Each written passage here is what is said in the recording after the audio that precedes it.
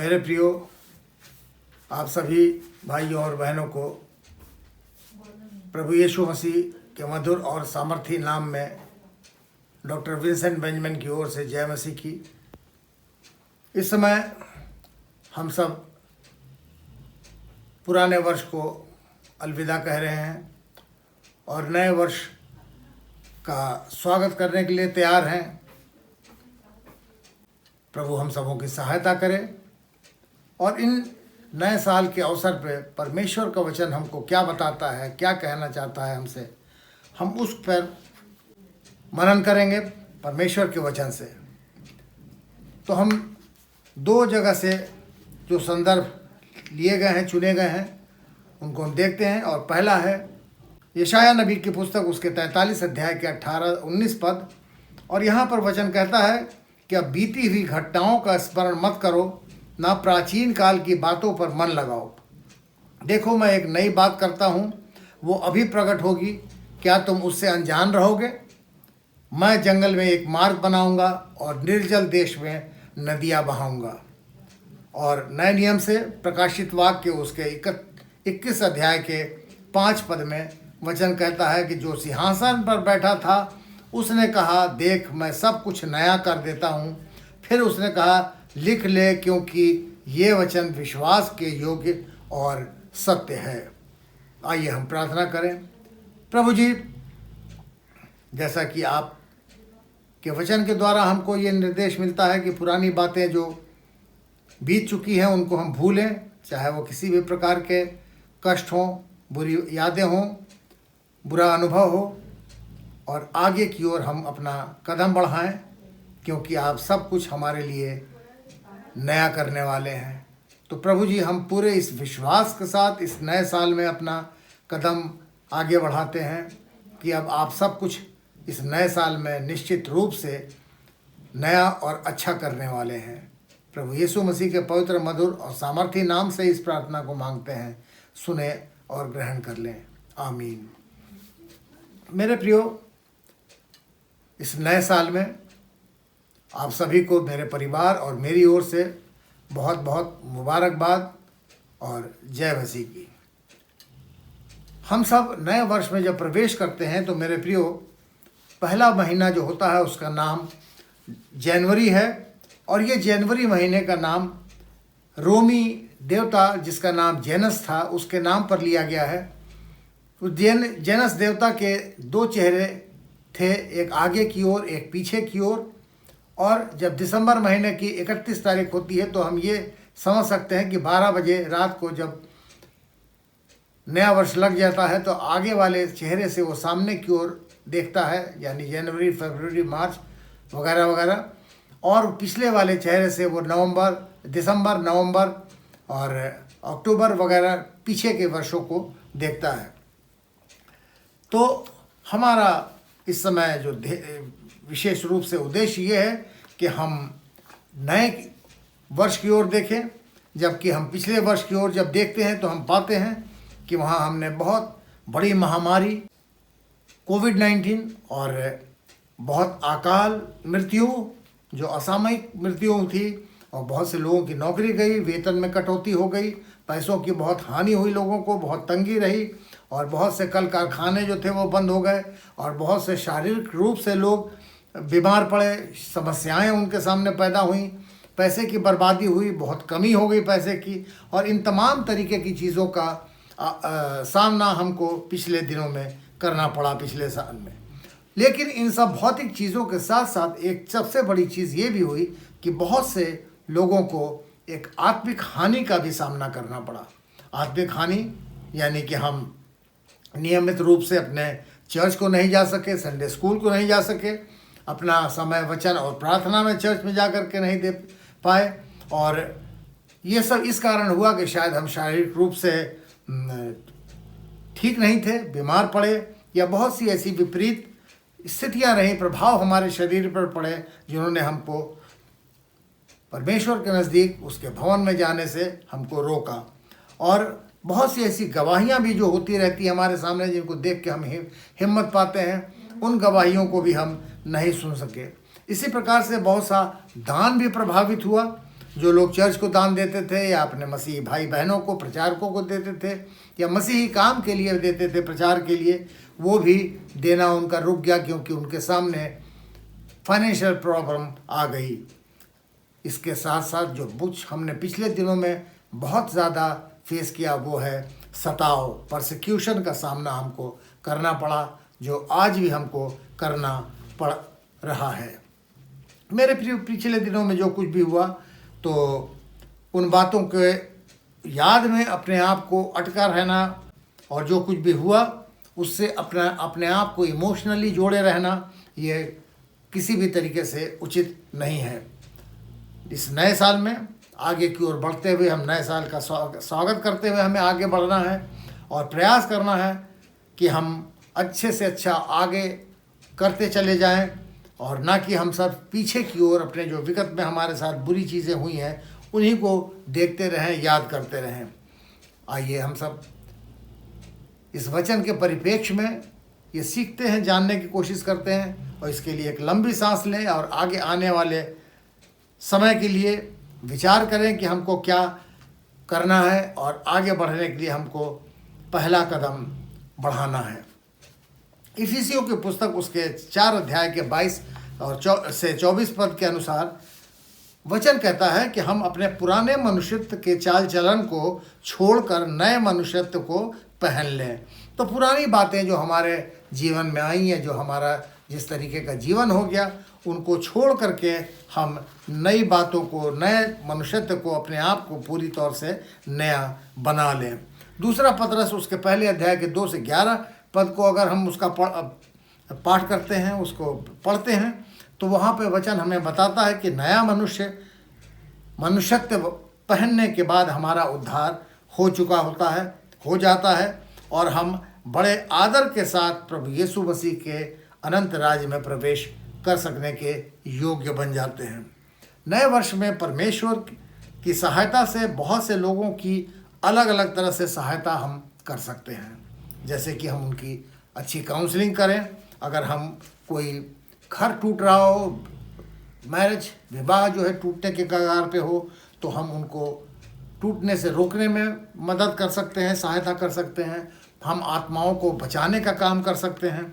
बहुत से लोगों के अंदर जो नकारात्मक सोच यानी नेगेटिव थॉट्स पैदा हो जाते हैं, उससे उभरने के लिए मदद कर सकते हैं, ताकि लोगों के अंदर डिप्रेशन की भावना, आत्महत्या करने की भावना, इन सब चीज़ों से उनके अंदर उनको रोका जा सके, उनसे अलग किया जा सके नेगेटिव थॉट से, ताकि उनके अंदर एक आशा, क्षमा करने की आत्मा और जीवन बदलने का उनका हम सहायक उनके बन सकें।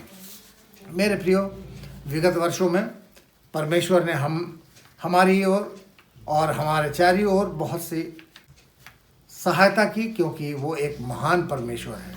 परमेश्वर नए वर्ष में हमें और भी बड़े बड़े काम हमसे कराना चाहता है, वो कराएगा। और इसलिए आवश्यक है कि हम पुरानी बातों को भूलकर नई ऊर्जा के साथ परमेश्वर की योजनाओं को साकार करने के लिए तत्पर रहें, आगे कदम बढ़ाएं। और ये तभी संभव होगा जब हम पीछे की ओर देखना छोड़कर आगे की ओर देखेंगे।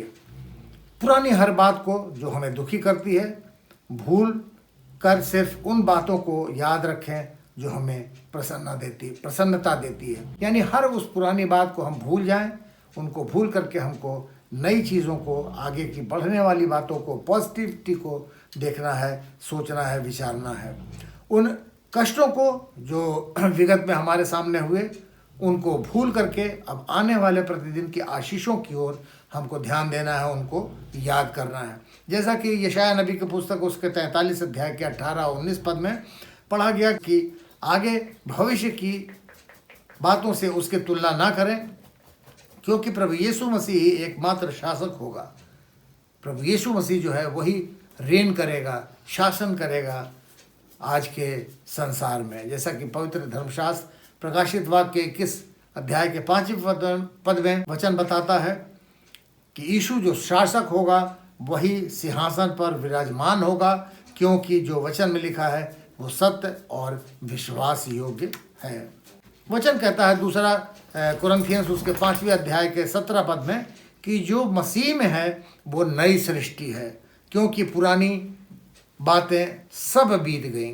तो जो प्रभु में है, प्रभु यीशु मसीह में है, वो एक नई सृष्टि बन जाता है। नए साल में हम नई सृष्टि बन जाएं और वो सारी पुरानी बातें जिन्होंने हमको दुखी किया है या हमको पीछे की ओर ले गए हैं, उनको हम भूल जाएं, क्योंकि वो पुरानी बातें सब बीत चुकी हैं। और ये नया मनुष्यत्व पहनने के बाद ये नया बन गया मनुष्य तैयार हो जाता है आगे के नए वर्ष में आगे मार्च करने के लिए, आगे बढ़ने के लिए, जैसा कि कुलुसियों की पुस्तक उसके 3 अध्याय के 10वें पद में वचन ने बताया है। और फिर ये नए वर्ष के लिए नई योजनाएं, प्लान बनाने में हमारी सहायता करता है, क्योंकि परमेश्वर हमें ज्ञान देता है, जैसा कि नीति वचन उसके 13 अध्याय के 16 पद में वचन ने हमसे कहा है। और भजन संहिता 20 अध्याय के 4 पद के अनुसार परमेश्वर ही सारी योजनाओं को सफल करता है। तो मेरे प्रियो, जो हम पिछली बार दिनों में जो तमाम तरीके के नेगेटिव चीज़ें या इस पाप में या ऐसी बातों में जो रोग शोक चिंता और परेशानियों में हम जकड़े रहे, अगर हम नए वर्ष में नए तरीके से आगे बढ़ते हैं तो ये जो दासत्व का जुआ हम ने ओढ़ रखा है, पहन रखा है, अपने ऊपर ढो रहे हैं कंधे पे ले करके, उससे हमको परमेश्वर इस नए वर्ष में निश्चित रूप से छुड़ा करके आज़ाद करने वाला है। गलतियों की पुस्तक उसके 5वें अध्याय के पहले पद में वचन कहता है कि प्रभु यीशु मसीह ने हमें पाप के दासत्व के जुए से छुड़ाकर आज़ाद किया। तो परमेश्वर प्रभु यीशु मसीह हमको उस पाप में जीवन से, उस नेगेटिविटी से, उस दासत्व के जुए से छुड़ा करके हमको आज़ाद कर देता है, हमको स्वतंत्र कर देता है। एक छोटा बच्चा था, उसका नाम जॉनी था, और नए साल के ईव पर उसके पिता ने उससे कहा कि चलो जॉनी, मैं तुमको कुछ आज गिफ्ट खरीद करके देता हूँ। बाज़ार लेकर के वो अपने जॉनी को गए और वहाँ बाज़ार बहुत अच्छी तरीके से सजा हुआ था, जो क्रिसमस के टाइम से सजा था, और चारों तरफ बाज़ार में रोशनी हो रही थी। और वो बच्चा इधर उधर की दुकानों पर देखता हुआ कि वो क्या चीज़ ले, क्या गिफ्ट ले। अचानक उसकी नज़र एक दुकान पर पड़ी, जहाँ पे उसने देखा कि एक दुकान में, एक पिंजड़े में ढेर चिड़िया बंद रखी हुई हैं। और जब वहाँ वो नज़दीक गया तो उसने देखा कि वो चिड़िया जो थी वो बार बार चोंच को अपने उस पिंजड़े के जाल से मार रही थी और अपने आप को लहूलुहान कर रही थी। और जॉनी से ये चीज़ बर्दाश्त नहीं हुई और वो दुकानदार के पास गया, उनसे कहा उसने कि आप इन चिड़ियों को आपने क्यों पिंजड़े में कैद कर रखा है? क्यों? क्योंकि किसी को भी उसकी आज़ादी से वंचित करना उचित नहीं है। आप इन्हें आज़ाद क्यों नहीं कर देते हैं? तो दुकानदार बोला कि देखिए, मैं ये सब करना तो नहीं चाहता था, मुझे अच्छा नहीं लगता, लेकिन अपने परिवार को पालने के लिए मुझे ये सब मजबूरी में करना पड़ता है। तो जॉनी अपने पिता के पास आया और उससे उसने पैसे मांगे जो उसके पिता ने उसके लिए रखे थे गिफ्ट खरीदने के लिए। और पिता ने उससे पूछा कि तुम क्या गिफ्ट खरीदना चाहते हो? तो जॉनी बोला कि पापा, मैं नए साल में इस न्यू ईयर पे अपने दोस्तों के साथ एंजॉय कर सकता हूँ, लेकिन ये चिड़िया जो हैं ये खुले आसमान में ज़्यादा एंजॉय करेंगी अगर इनको यहाँ से आज़ाद कर दिया जाए। और पापा ने उसको पैसे दे दिए और कहा जाओ उन चिड़ियों को आज़ाद करा दो। और जॉनी ने पैसे दे करके उन चिड़ियों को आज़ाद करा दिया और वे खुले आसमान में नए साल के पर्व को एंजॉय करने के लिए उड़ गईं। जॉनी को बहुत अच्छा लगा, क्योंकि नए साल का ये सबसे अच्छा गिफ्ट था। मेरे प्रियो, परमेश्वर हमें नए साल में सुरक्षित रहना चाहते हैं, इसलिए उन्होंने हमें अपने सारे हथियार बांधने के लिए दिए हैं, जिसका उल्लेख हमको इफिसियों की पुस्तक उसके 6 अध्याय के 11 पद में विस्तार से मिलता है। और वचन कहता है कि रोमियो पुस्तक उसके 8 अध्याय के 13 पद में, यदि हम शरीर के अनुसार दिन काटेंगे तो मरेंगे, पर आत्मा के अनुसार चलेंगे तो जीवित रहेंगे। तो निश्चित रूप से मेरे प्रियो, अब आगे का समय यह है कि हम अपने आप को तैयार करें कि आत्मा के अनुसार चलें, और तब हमको अनंत जीवन मिलेगा और हम उसके वारिस हो पाएंगे। पहला थिस्सलुनीकियों उसके 4 अध्याय के 7 और 8 पद में वचन कहता है कि अपने आप को पवित्र बनाओ, क्योंकि परमेश्वर ने हमको पवित्र होने के लिए बुलाया है और अपना पवित्र आत्मा हमको दिया है। भजन संहिता उसके 65 अध्याय के 11 पद में, इस नए वर्ष में उसने अपनी भलाई से भरा मुकुट हमारे सर पे धर दिया, क्योंकि परमेश्वर के मार्ग में उत्तम उत्तम पदार्थ पाए जाते हैं। तो परमेश्वर हमको वो मुकुट पहनाना चाहता है, देना चाहता है, उसने दिया है। जैसा कि वचन बताता है, जब तक इसलिए कि अपने आप को जब हम पवित्र बनाते हैं, जैसा कि वचन हमसे चाहता है, अपेक्षा करता है। कुलुसियों की पुस्तक उसके पहले अध्याय के 12 और 13 पद में वचन कहता है कि हमें परमेश्वर का धन्यवाद करना है, क्योंकि उसने हमें ज्योति में पवित्र लोगों के साथ मिरास में संभागी बनाया और अंधकार से स्वतंत्र कर प्रभु यीशु मसीह के राज्य में प्रवेश कराया। तो हम परमेश्वर के द्वारा ज्योति के संतान बनाए गए हैं और इसी तरीके से हमको परमेश्वर ने पवित्र लोगों के मिरास में रहने के लिए इस योग्य बनाया कि हम अंधकार से स्वतंत्र होकर के, पाप में जीवन से स्वतंत्र होकर के प्रभु यीशु मसीह के राज्य में प्रवेश होने के कारण के योग्य बन सकें।